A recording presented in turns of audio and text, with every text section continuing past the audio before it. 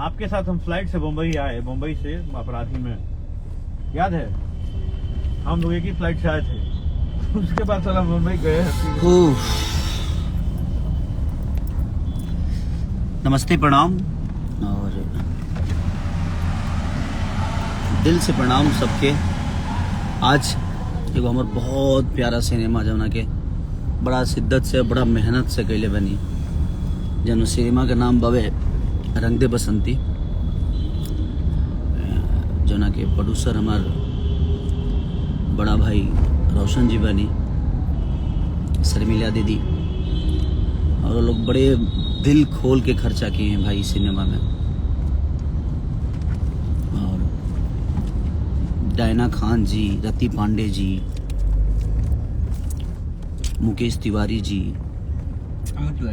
अरे अमित तिवारी जी, मैंने बहुत सारा लोग में बहुत बेहतर काम कैले बवे, तो सबके आशीर्वाद। और फिरोज खान जी, मैंने हिंदी से बहुत सारा लोगों में जुड़ल बा, और रोलिंग के पोस्टर बहुत मैंने सब लोग बहुत तारीफ कैले बा, कोशिश कैले बा आदमी की एगो बेहतर सिनेमा के।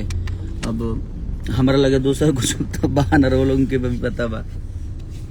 तब अब एक एगो प्लेटफॉर्म बा जौना से हम सबके मनोरंजन करा सकीले, और खेसारी म्यूजिक वर्ल्ड, तो ओकरा के जितना सब्सक्राइब कर सकते यही परिश्रम में कम से कम ओकरा के 50 मिलियन सब्सक्राइबर का स्थिर कर दिलो।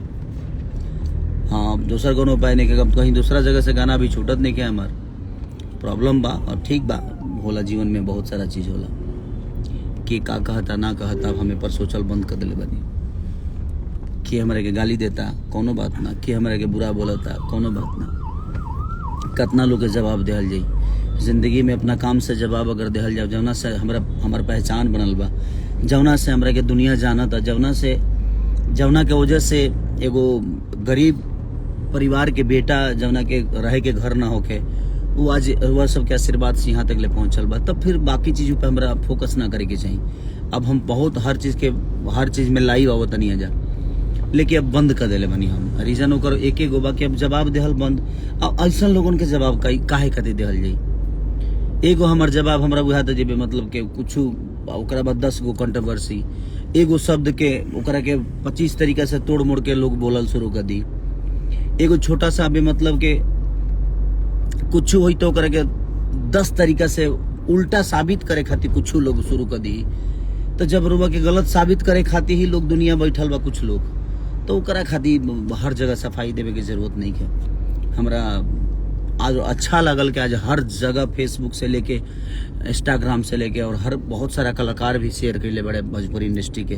तो सबके दिल से थैंक यू कि वो लोग, यश मिश्रा जी, कल्लू जी, डिम्पल सिंह जी, तो बहुत सारा लोग कैले बा। तो दिल से धन्यवाद बरवा सबके कि वो लोग भोजपुरी भाषा के प्रमोट करे में अपन योगदान देता नहीं, तो दिल से थैंक यू। और प्रेमांशु भी है जो उनके हमारे पहला गुरु, जिंदगी में पहली बार हम एक्टिंग करनी तो वहाँ के डायरेक्शन में करनी, तो दिल से धन्यवाद प्रेमांशु भैया को भी, और रोशन भैया और शर्मिला दीदी, सबके दिल से धन्यवाद। डायना खान जी, रति पांडे जी, जितना भी हमें लोग काम कैले हुए सबके दिल से धन्यवाद। Love you all, thank you so much. ऐसे ही प्यार देते रहिए आप सब।